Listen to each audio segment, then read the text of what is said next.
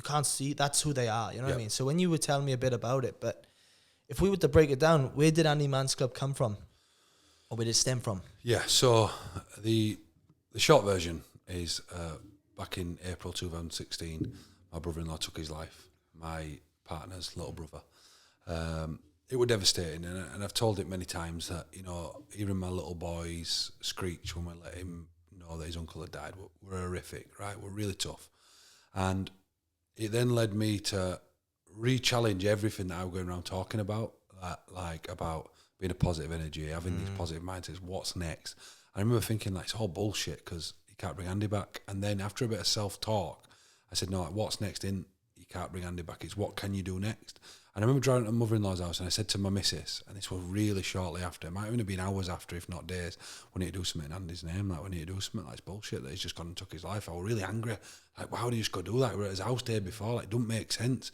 And then she was like, yeah, no, I agree with, you know, do something, but, like, just wait till at least after, like, let the dust settle. But I just really wanted to, like, do something. And then me, Keith Senior, my dad and a best mate and my little lad Alfie used to always meet at this Greasy Spoon in Halifax Saturday mornings for a thing called, we'd just call it Man Club, and it wasn't even like, we'd never talk deep, we're just all busy with lives. Keith lived with me and we'd just go, right, we're going out for a brekkie Saturday, and they just turned it like Man Club, because it was like, there were no women allowed, it was a little bit of a play on words. And then when I approached my mother-in-law at a wedding and said, can we start this group for Andy, thinking like Andy Roberts Coffee Club, she was like, yeah, I just don't like the name because it's too much about, you know, Andy Roberts Coffee Club. And so she'd gone away and thought of an acronym, Andy's, and I'd thought of this thing, Man Club, put it together, and it were born. And then what happened was it all happened really fast. I've never really thought about it in this detail. So I'd come up with this idea, I'd put it on a Facebook post, and just bang, the amount of inundated messages were just mad. And at that point, it was like, it were going to be at this place where I were run workshops out of, and at that place there was a gym. So I was thinking, better do gym stuff, because I had a gym at the time. That's right, in Halifax, isn't it? it? Yeah. So I had this little gym, so I thought, we'll do it there, but then there's also a sports hall down here, so we'll get them playing basketball, and then if there's a chance to chat at end, when they feel comfortable, we'll do it. So first night, I've put his post out, and Halifax knew I were doing it, so they just did a video. And on that video, I stated clearly, it's like a mad, it's like, I say on that video, I never want this, what we're about to start, to be about me. I never want it to be about money, because I know some charities get bad reps. So I like literally laid it all out for people, future-proofed it, that this is pure, right?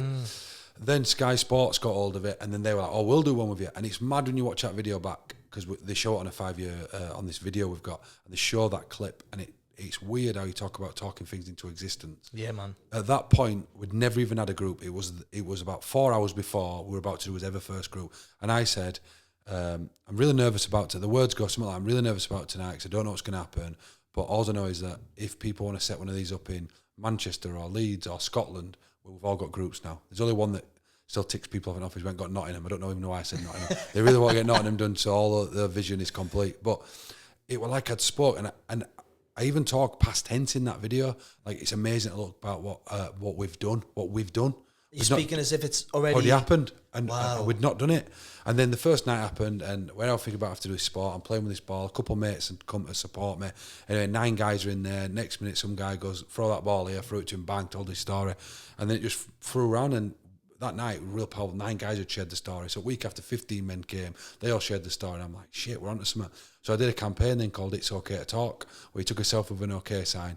And within 5 weeks or 4 weeks, it had reached 100 million people. Wow. Categorised one of the biggest mental health movements on planet now, right? Which then just skyrocketed that whole movement. And then because it was led by a current rugby player at that time, myself, Sky Sports were on it. They, every time, like, you know, they had like a friend of mine, Callum Watkins, would be doing sign after scoring a try. And before you knew it, this ball was just going and going and going. And then next minute, doing stuff with Samaritans, Professor Green, Prince Charles, letters off Theresa May, Queen's, just all. But then what I always say to people is that